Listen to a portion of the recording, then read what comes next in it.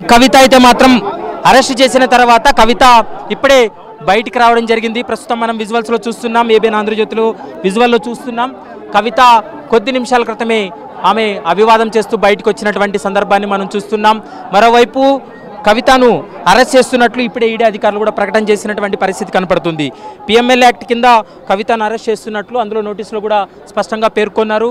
మరోవైపు మరికొద్దిసేపట్లో అంటే 8:45 ఎగ్జాక్ట్గా శంషాబాద్ ఎయిర్పోర్ట్ నుండి కవితను ఢిల్లీకి తరలించేందుకు అన్ని ఏర్పాట్లు కూడా పూర్తి చేసినటువంటి పరిస్థితి కనపడుతుంది.